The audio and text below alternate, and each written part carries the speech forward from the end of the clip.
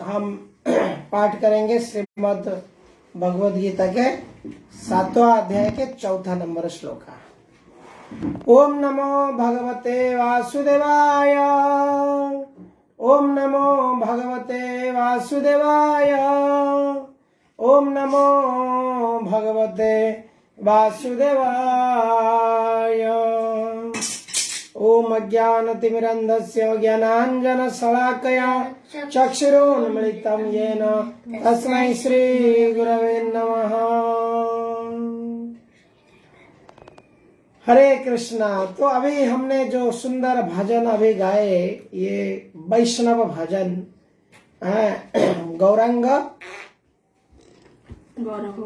बोलिते हवे पुलक शरीर, हरि हरि बोलिते नयनु बहे नीरा। आर कबे निताई चंदेर करुणा करिवे, विषय वासना मोर कबे तुच्छ हवे। तो ये जो वैष्णव भजन है, इसको कंपाइल किए हैं, कौन रचना किए हैं? महान आचार्य जिनका नाम है श्रील नरोत्तम दास ठाकुर। और नरोत्तम दास ठाकुर ऐसे आचार्य हैं जिनके बारे में हम हल्के पुल्के चर्चा किए हैं। और ये ऐसे परम वैष्णव आचार्य है जो जैसे चैतन्य महाप्रभु कृष्ण के विरह में रोते थे, क्रंदन करते थे, तो इस प्रकार से नरोत्तम दास ठाकुर श्री चैतन्य महाप्रभु के विरह में क्रंदन करते थे। चैतन्य महाप्रभु अपने लीला समाप्त किया, नरोत्तम दास ठाकुर आविर्भाव हुए और हमेशा उनको याद में, ओहो मेरे जन्म होने से जस्ट पहले महाप्रभु अपने लीला समाप्त कर दिए हैं। और उनकी पूर्ण चैतन्य की लीला जब सुनते थे तो वो क्रंदन करते थे।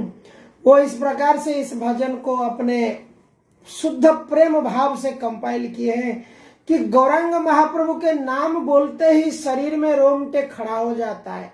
श्री चैतन्य हरि बोल हरे कृष्ण गौर हरि कहते ही शरीर पुलकित हो जाता है।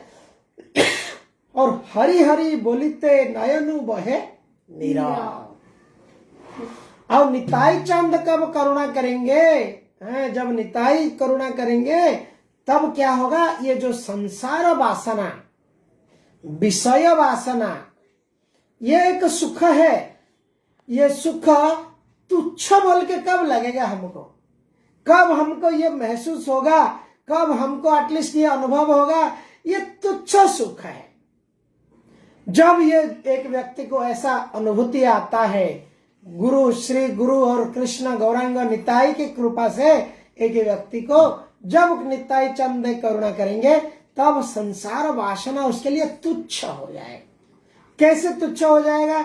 जैसे एक व्यक्ति एक बड़ा चकाचक गाड़ी खरीद लेता है तो उसकी जो पुराना गाड़ी उसके लिए तुच्छ हो जाता है। वो भंगार को बेच देता है, नहीं तो कहीं कुछ सस्ते में किधर बेच देता है, कुछ भी कर देता है, उसको रखने की मन नहीं करता है। तुच्छ हो गया वो भोग, तुच्छ भोग। जिस प्रकार से नूतन वस्त्र कोई खरीद लेता है, नए पैंट शर्ट, पुराने कपड़ा फटा हुआ, वो तुच्छ हो जाता है। इसी प्रकार से जब कोई उच्चतम श्रेणी की स्वाद जिसको मिलेगा, उसको क्या होगा? ये न्यूनतम स्वाद जो है उसका, उसके प्रति टेस्ट चला जाएगा, इसलिए तुच्छ उसको फीलिंग होगा। आर कबे निताई चंदेर करुणा करिवे, विषय वासना मोर कबे तुच्छ हवे। संसार वासना मोर कबे तुच्छ हवे। उसके बाद कहते हैं विषय छाड़िया कबे शुद्ध है मन। अगर मन को शुद्ध करना है, मन को शुद्धिकरण करना है, इसलिए सारे शास्त्र उपनिषद वेद मुनि ऋषि, आप देखिए 2 मार्ग हैं। आप इसको मैं आज भागवत से ये वर्णित आता है, एक है प्रवृत्ति मार्ग और एक है निवृत्ति मार्ग। प्रवृत्ति मार्ग क्या है? जब कोई व्यक्ति जन्म होता है तो जन्म के साथ साथ उसका प्रवृत्ति लेके आता है। उसको क्या चीज प्रवृत्ति, लोग कहते हैं ना कि खराब प्रवृत्ति, दुष्ट प्रवृत्ति, इस प्रकार से कोई कोई कहते हैं खड़ा प्रवृत्ति। तो हमारे अंदर अपनी प्रवृत्ति रहता है। तो प्रवृत्ति को हमें प्रवृत्ति मार्ग, जो व्यक्ति आत्म साक्षात्कार के मार्ग में जाना चाहते हैं, भगवत चेतना में वास्तविक में जो सुख, सच्चा आनंद को प्राप्त करना चाहते हैं, वो निवृत्ति मार्ग को फॉलो करते हैं। वो निवृत्ति में क्या करते हैं कि विषया छाड़िया, विषया छाड़िया कबे शुद्ध है बमाना, कबे आमाय राबो श्री वृंदावन। तो विषया को छोड़ना का अर्थ यह है कि ये इंद्रिय तृप्ति को छोड़ना असंभव है। परंतु विषया को छोड़ना शब्द का अर्थ क्या है कि इंद्रियों को बिल्कुल, इंद्रियों को भोग करना को डाइवर्ट करना। जैसे हमें कई बार चर्चा किए हैं, जब हम अपने जीवन को भगवान के चरण कमल में समर्पित करते हैं, भगवत चेतना में हम हमारे जीवन जीते हैं, तो खाना बनाए भगवान के लिए बनाए, फिर भगवान को भोग लगाए खाए, स्नान किए भगवान की सेवा पूजा करना है इसलिए शरीर में स्नान किए, वस्त्र धोया क्योंकि वस्त्र गंदा है, भगवान के सामने सेवा की घर, भगवान का घर है, भगवान ऐसे गंदा वस्त्र में हमको कैसे देखेंगे, इसलिए हम नूतन वस्त्र परिधान किए। इस प्रकार से हर एक कर्म अगर हम भगवान केंद्रित, कृष्ण केंद्रित होकर कर सकते हैं, ये इसके अंदर हम भले नूतन कपड़ा पहन रहे हैं, लग्जरी कार चढ़ रहे हैं, लग्जरी घर में रह रहे हैं, परंतु हमें क्या होता है, इसको इंद्रिय तृप्ति नहीं कहा जाएगा, क्योंकि यहाँ पर व्यक्ति की चेतना है कि मैं कृष्ण को आनंद देता हूँ, कृष्ण को मैं तृप्त करता हूँ। इसी प्रकार से ये भगवत गीता की जितनी पूरी ज्ञान है, ये इसी ज्ञान के ऊपर आधारित है। भगवत गीता की पूर्ण ज्ञान यही है कि व्यक्ति किस प्रकार से प्रवृत्ति मार्ग से निवृत्ति मार्ग में आ जाए। जब व्यक्ति निवृत्ति मार्ग में आएगा, उसके बाद वो क्या करेगा कि धीरे धीरे क्या होगा, अनुकूल जो वातावरण है, भगवान की भक्ति के लिए जो अनुकूल पथ है, वो पथ में वो धावमान होएगा। इसलिए अनुकूलस्य संकल्प प्रतिकूलस्य वर्जनम। तो प्रतिकूल क्या है? प्रतिकूल मनुष्य जीवन में 4 प्रतिकूल, प्रमुख प्रतिकूल है। ये 4 प्रतिकूल को अगर कोई व्यक्ति वर्जन करने की या उस बाहर आने की प्रयास करता है, उसके लिए अलग से प्रयास करने की भी कोई आवश्यकता नहीं। भक्त संग में आना, प्रतिदिन भागवत कथा भक्तों के संग में आके श्रवण करना, इस प्रकार से धीरे धीरे जो हमको रुचि लगता था और हमें पता था कि ये अच्छा नहीं है, ये गलत है, ये हमें नहीं करना चाहिए, लेकिन हम ऐसे अब बुरी आदत से लगे जाते हैं, वहां से निकलना मुश्किल हो जाता है। परंतु भक्त संग के आने के बाद एक व्यक्ति धीरे धीरे वो आदत को लात मार के निकल जाता है। इसका उदाहरण प्रभुपाद जी जब अमेरिका गए 1970 में, पाश्चात्य देशों में कई विदेशी नौजवान युवक को उन्होंने क्या किया, कृष्ण चेतना, कृष्ण भावना में वैष्णव बना दिया। उन्होंने नशा, ड्रग्स, दारू, शराब पीने वाले लोगों को उन्होंने क्या किया, हिप्पी को हैप्पी बना दिया। तो इस प्रकार से जब कोई कहते हैं प्रभुपाद जी श्रीमद् भागवतम में उनकी कथा में कि एक जंग लगा हुआ लोहा, एक लोहा जो आयरन रॉड रस्ट हो चुका है, वैसा आयरन रॉड जब आग में लग जाता है, वो उसको आयरन रॉड नहीं कहा जाता है, उसको रस्टेड जंग लगा हुआ लोखंड नहीं कहा जाता है, उसको पाइपिंग रेड हॉट फायर कहा जाता है। हाँ? तो ऐसा व्यक्ति जब भौतिक विषया, भौतिक इंद्रिय तृप्ति, भौतिक सुख, भौतिक कल्मश रूपी जंक अगर उसके शरीर में लगा हुआ है, रस्ट लगा हुआ है, वो जब भगवत भक्ति जैसा अग्नि में आ जाता है, भगवत संग, वैष्णव संग, साधु संग की अग्नि में आता है और उसमें श्रवण करता रहता है, श्रवण करते कीर्तन करता है, स्मरण करता है, इस प्रकार से नवदा भक्ति के पथ को अवसरण कर देता है तो उसको क्या कहा जाएगा? उसको और ये विषय भोगी संसारी नहीं कहा जाएगा।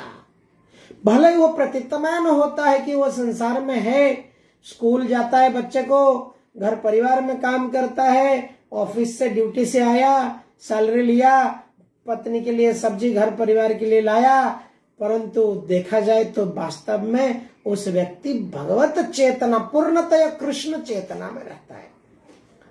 तो इसको कहते हैं कृष्णेर संसार। माया संसार को छोड़ के कृष्णेर संसार में व्यक्ति प्रवेश कर जाता है। और यही मनुष्य जीवन की नहीं, ये जीवन की, ये संसार में जीव जो है वो जीव का परम लक्ष्य है। प्रत्येक जीव, कीड़ा मकोड़ा से लेके प्रत्येक जीव क्या चाहते हैं? थोड़ी सी आनंद चाहते हैं। और ये आनंद हमको नहीं मिल पा रहा है। हम अथक परिश्रम करके उस आनंद को जिंदगी अंत तक प्राप्त नहीं कर पाते। सोचते हैं आनंद मिल गया, थोड़े दिन के बाद आनंद चला गया। सोचते हैं सैलरी बढ़ गया और बढ़िया खुशी आ गई, और 4 दिन के बाद जब पता चल जाता है कि वो दूसरा दोस्त का, दूसरा कॉलीग का सैलरी मेरे से ज्यादा बढ़ गया, तो हमारी सैलरी बढ़ने वाली खुश सुख खत्म हो जाता है।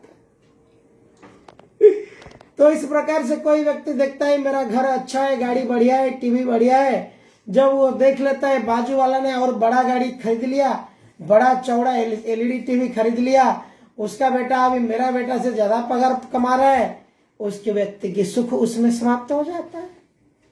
इस प्रकार से ये संसार के सुख सीमित है और क्षणस्थायी भी है। तो इसलिए व्यक्ति को समझना चाहिए किस प्रकार से भगवत चेतना में आ जाए। तो हम 4 नंबर श्लोक को आज पाठ करेंगे। भूमिरापो नलो वायो,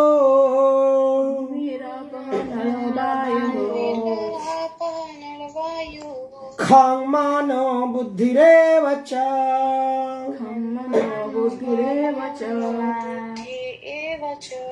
अहंकार इति मे,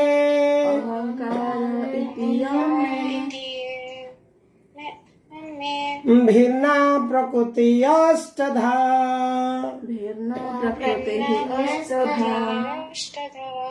हरे कृष्ण। कोई पढ़ना चाहेंगे इस तात्पर्य को? माता जी पढ़ेंगे? यस माता जी पढ़िए। भावार्थ: पृथ्वी, जल, अग्नि, वायु, आकाश, मन, बुद्धि तथा अहंकार, यह 8 प्रकार से विभक्त मेरी भिन्न उपर प्रकृतियां हैं। तात्पर्य श्रील प्रभुपाद: ईश्वर विज्ञान भगवान की स्वाभाविक स्थिति तथा उनकी विविध शक्तियों का विश्लेषण है। भगवान के विभिन्न पुरुष अवतारों की शक्ति को प्रकृति कहा जाता है। जैसा कि सात्वतंत्र में उल्लेख मिलता है, विष्णोस्तु त्रीणि रूपाणि पुरुषाख्यानथो विदुः, एकं तु महतः स्रष्टा, द्वितीयं त्वण्ड संस्कृतम्, तृतीयं सर्वभूतस्थं तानि ज्ञात्वा विमुच्यते। सृष्टि के लिए भगवान कृष्ण का स्वांश 3 विष्णुओं का रूप धारण करता है। पहले महाविष्णु है जो संपूर्ण भौतिक शक्ति महत्त्व को उत्पन्न करते हैं। द्वितीय गर्भोदक्षायी विष्णु है जो समस्त ब्रह्मांडों में प्रविष्ट होकर उनमें विविधता उत्पन्न करते हैं।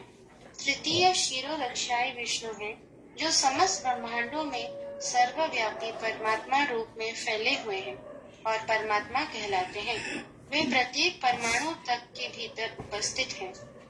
जो भी इस तीनों विष्णु रूपों को जानता है वह भवबंधन से मुक्त हो सकता है। यह भौतिक जगत भगवान की शक्तियों में से एक का क्षणिक प्राकट्य है। इस जगत की सारी क्रियाएं भगवान कृष्ण के इन तीनों विष्णु अंशों द्वारा निर्देशित हैं। ये पुरुष अवतार कहलाते हैं। सामान्य रूप से जो व्यक्ति ईश्वर तत्व को नहीं जानता वह यह मान लेता है कि यह संसार जीवों के भोग के लिए है और सारे जीव पुरुष हैं, भौतिक शक्ति के कारण नियंता तथा भोक्ता है।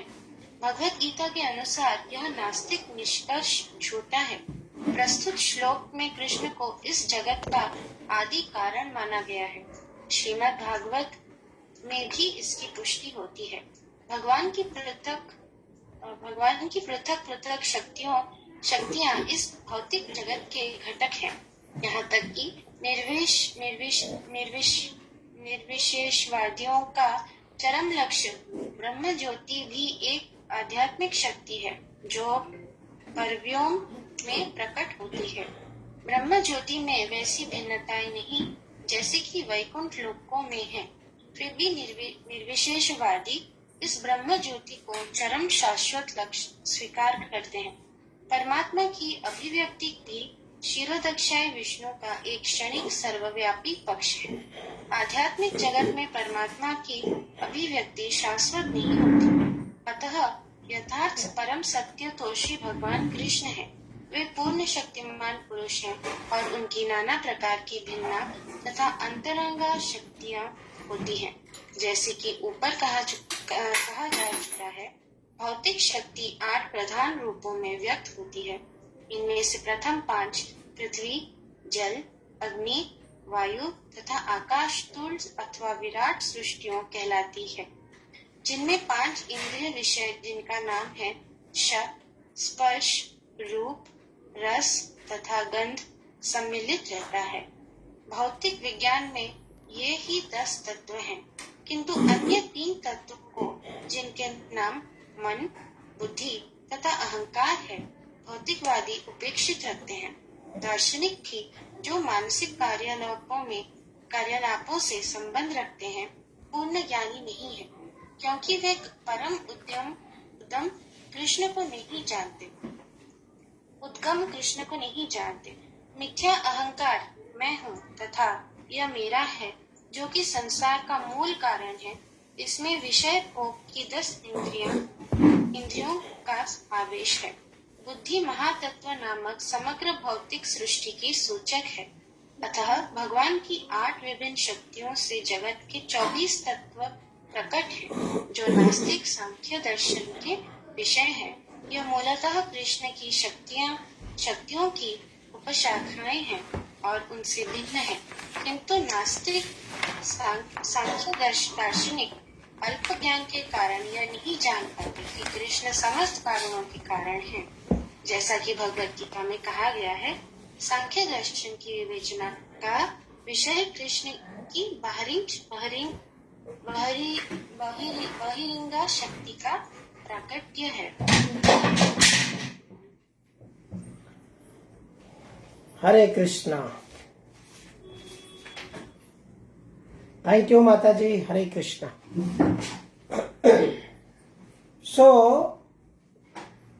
ये श्लोक भी एक बहुत महत्वपूर्ण श्लोक है, जहां पे प्रकृति की वर्णना भगवान ने की है। उनकी प्रकृति है ममो मया दक्षिण प्रकृति। जो प्रकृति है भगवान की अध्यक्षता से ये चलता है। मया दक्षिण प्रकृति, तो ये प्रकृति को यहाँ पे भगवान बताते हैं वो क्या क्या इसकी उपादान है। तो यहाँ पर भगवान ये 4 श्लोक का 7वां अध्याय की जो श्लोक है इसमें बताते हैं कि जो प्रभुपाद जी इसको साइंटिस्ट के साथ अमेरिका में चैलेंज करते थे। वो कहते थे कि आपने कुछ बनाया तो आप कहाँ से बनाया, मटेरियल उपादान कहाँ से लिया। कोई भी पदार्थ है जिसको हम ये जगत में पकड़ेंगे, वो ये 5 एलिमेंट जो है क्या क्या है, भूमि, पृथ्वी, जल, अग्नि, वायु और आकाश। ये 5 वस्तुओं से मिक्स होके किसी न किसी उपादान ज्यादा कम इस प्रकार से बनी है।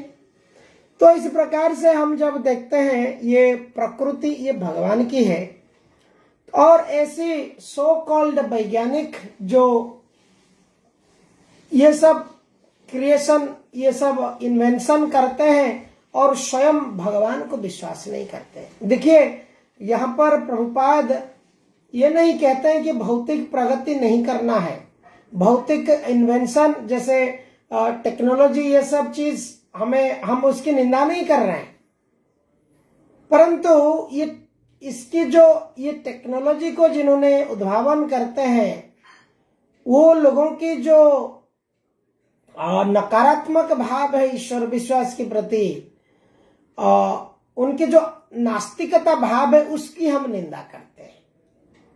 यद्यपि एक कोई निर्माता, कोई कंपनी, कोई प्रोडक्शन कुछ किया, वो कुछ भी उपादान लिया है वो भगवान के इस 5 उपादान में से लिया है और उसको बना करके वो कहता है कि भगवान कोई है ही नहीं, तो इसकी निंदा हम करते हैं।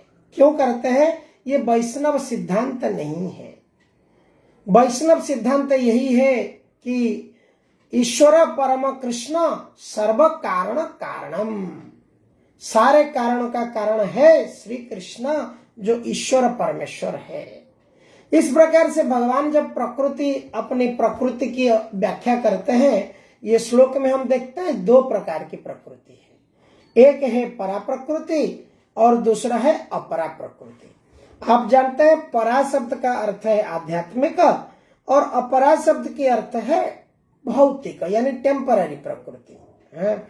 तो ये अपरा प्रकृति की व्याख्या ये श्लोक में की गई है, अपरायम।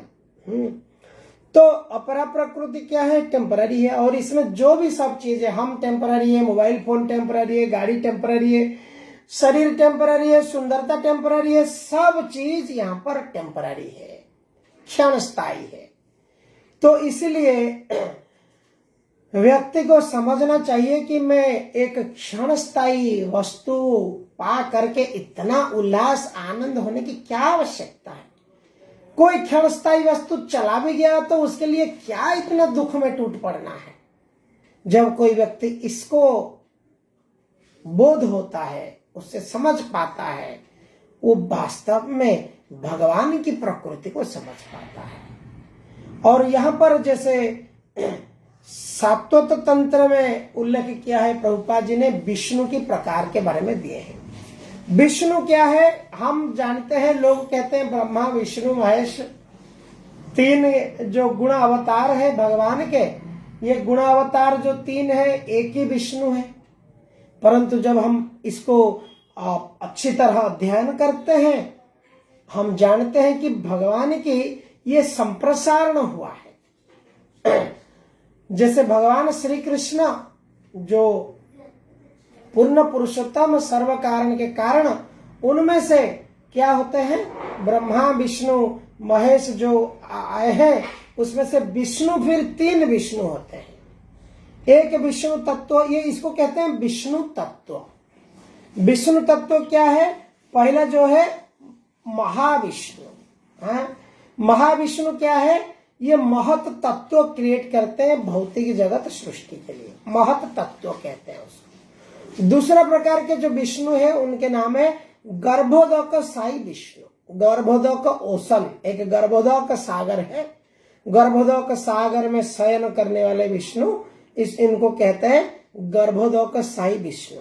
ये क्या करते हैं? ये प्रत्येक ब्रह्मांड में घुसते हैं और वहां पे उसके अंदर फिर अलग अलग सब सृष्टि करने में मदद करते हैं। हर गर्भ में वो रहते हैं, गर्भोदक साई विष्णु। और दूसरा जो विष्णु है इनसे एक्सपांशन होते हैं, इनका नाम है क्षीरोदक साई विष्णु। ये क्या करते हैं? प्रत्येक आटम अणु, प्रत्येक अणु में, भगवान कण कण में है जो कहते हैं विष्णु, ये क्षीरोदक साई विष्णु प्रत्येक कण कण में ये प्रविष्ट करते हैं। इस प्रकार से ये 3 प्रकार के विष्णु के बारे में हमने यहाँ पर देखते हैं ये परपोट में। उसके बाद में हम देखते हैं कि प्रकृति और जो शक्ति और पुरुष, ये मनुष्य समझता है कि मैं पुरुष हूं और ये प्रकृति की मैं खिलवाड़ करता हूं। लोग मशीन लगा के प्रकृति को छेड़खानी करते हैं, झाड़ काट देते हैं, तोड़ देते हैं, टेक्नोलॉजी इन्वेंशन करके अपने दिमाग में कुछ ना कुछ करते हैं। क्यों करते हैं? वो समझते हैं कि हम पुरुष हैं, हम इंजीनियर हैं, और ये प्रकृति को हम एंजॉय करेंगे, हमारे हिसाब से प्रकृति से हम कुछ प्रोडक्शन करेंगे, कुछ ना कुछ हम करते रहेंगे और इस प्रकार से हम हमारी इंद्रियों को तृप्ति करेंगे। परंतु भगवान कहते हैं यहाँ पे कि एक ही पुरुष है और बाकी सारे प्रकृति है। देखिए, प्रकृति के गोद में जितने लोग हैं सब प्रकृति है। प्रकृति के गोद में लोग पैदा हो जाते हैं मेल और फीमेल में, और मेल सोचता है कि मैं पुरुष हूं। परंतु भगवत गीता के हिसाब से हम सब स्त्री हैं। पुरुष भी स्त्री है और स्त्री भी स्त्री है। कैसे? भगवत गीता के अनुसार प्रकृति जो है ये स्त्री है और प्रकृति के साथ जो भी है सारे स्त्री है। और प्रकृति का हस्बैंड कौन है? प्रकृति का हस्बैंड है पुरुष, एंजॉयर। पुरुष शब्द का अर्थ क्या है? एंजॉयर। ये भी एक पुरुष का अर्थ है। वीर, एंजॉयर, भोक्ता, ये पुरुष शब्द का अर्थ है। तो भगवान कृष्ण वास्तव में भोक्ता है, वास्तव में एंजॉयर है, वास्तव में वही पुरुष है। बाकी सारे क्या है? उनसे सृष्टि है। तो इस प्रकार से हम इसलिए भगवान को कहते हैं जगन्नाथ स्वामी, भगवान को कहते हैं स्वामी। तो स्वामी शब्द का अर्थ क्या है? वो है पुरुष। हम सब उनके अंश है। अकेला ईश्वर कृष्ण आरे सब भृत्य, जय जाइछे कराए ताइछे करे नृत्य।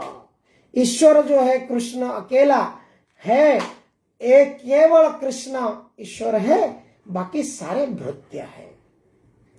इस प्रकार से जब हम आगे और परपट में देखते हैं तो यहां पर हम देखते हैं क्या है? 8 प्रकार की शक्ति है भगवान की। इसको हम विज्ञान में पढ़े हैं कि पहले 5 पंच महाभूत और उसके बाद 3 जो है ये सूक्ष्म ये है महाभूत, अष्ट प्रकृति 8 ये प्रकार की है। क्या क्या है?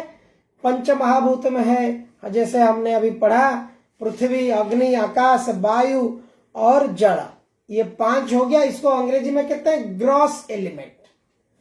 ग्रॉस एलिमेंट बोले तो इसको हम देख सकते हैं, छू सकते हैं, टच कर सकते हैं, फील कर सकते हैं, सब कुछ कर सकते हैं। इसके आकार है, अस्थि है, कुछ ना कुछ है, तो इसको ग्रॉस एलिमेंट कहते हैं। और 3 जो है वो सटल एलिमेंट है, वो 3 जो है सूक्ष्म है। वो क्या है? वो है माइंड, मन, बुद्धि और अहंकार। तो ये जो शरीर है ये 8 इस प्रकार से 8 महाभूत से ये गढ़ा है। 8 तत्व इसको कहते हैं, 8 एलिमेंट। शरीर जो जैसे एक मोबाइल देखते हैं, मोबाइल किस में बना हुआ है? प्लास्टिक है, एक्रोलिक या कांच या कुछ भी है, उसके अंदर रबर है, बैटरी है, ये जो भी जैसे मोबाइल की हार्ड बड़ी है ये, और उसके अंदर सॉफ्टवेयर के एप्लीकेशन है। इस प्रकार से ये शरीर इस प्रकार से ग्रॉस बॉडी है ये पंच महाभूत की, और इसके अंदर जो मन है, बुद्धि है, अहंकार है, ये सारे सॉफ्टवेयर है। तो इस प्रकार से सॉफ्टवेयर और हार्डवेयर जैसे मोबाइल है, ये भी एक डिवाइस है, शरीर रूपी यंत्र। और ये यंत्र में ये 8 तत्वों के बारे में यहां पर दिया गया है। तो ये 8 तत्व जो है व्यक्ति क्या करता है, जब इसके अलावा 24 तत्व है भौतिक जगत में, टोटल 24 तत्व है। और ये 24 तत्व जो है ये सारे चीज इसको कहते हैं अपरा प्रकृति, और इसको शक्ति कहते हैं। कौन सा शक्ति? एक्सटर्नल शक्ति, एक्सटर्नल एनर्जी। तो इस प्रकार से जब हम भगवान की प्रकृति को समझते हैं, हम जानते हैं कि जिस प्रकार से एक बड़ा व्यक्ति, उसकी प्रॉपर्टी अलग अलग है, कौन सा प्रॉपर्टी में हम हैं, कौन सा जगह में हम हैं, हम समझ पाते हैं। यहाँ पर भगवान की जो संपत्ति है ये आद्य भौतिक जगत, हम भौतिक जगत के एक अंश कहीं एक बिंदु है, और हम कितना भी हमारी पोजीशन में है हम बिंदु ही है, हम कभी ईश्वर नहीं बन सकते हैं।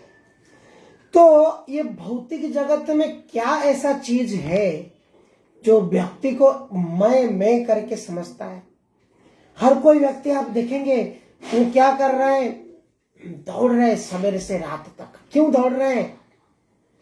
उनके अंदर एक ऐसा मेमोरी कार्ड या सिम कार्ड या कुछ दिया गया है जो उनको दौड़ाते रहता है।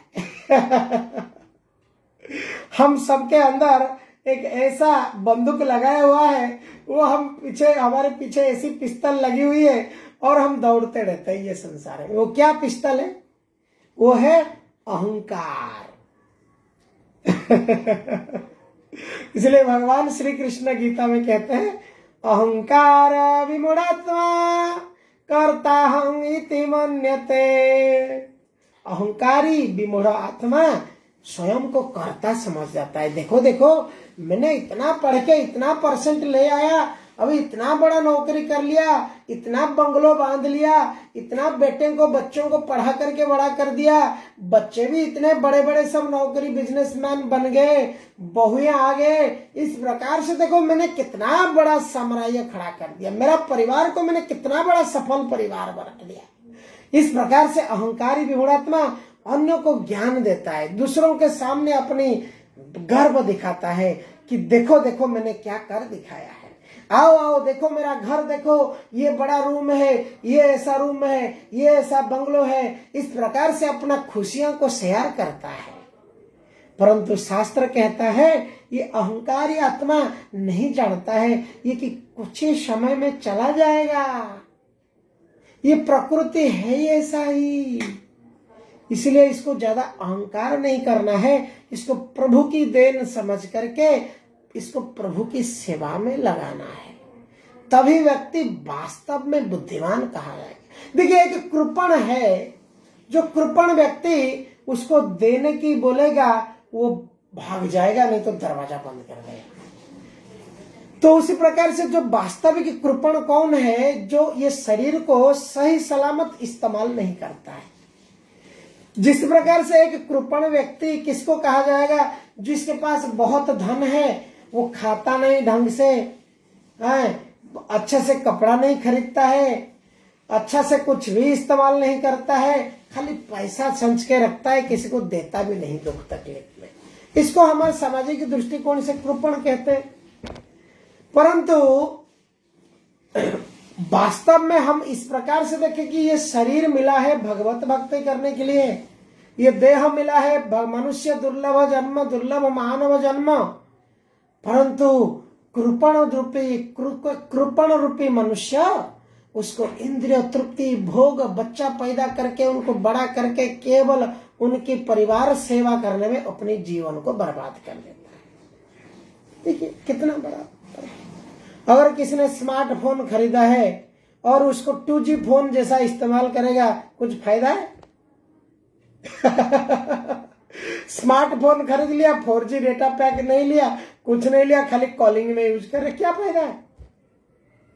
उसी प्रकार से मनुष्य जीवन को जब लिया है, दुर्लभ मानस जन्म,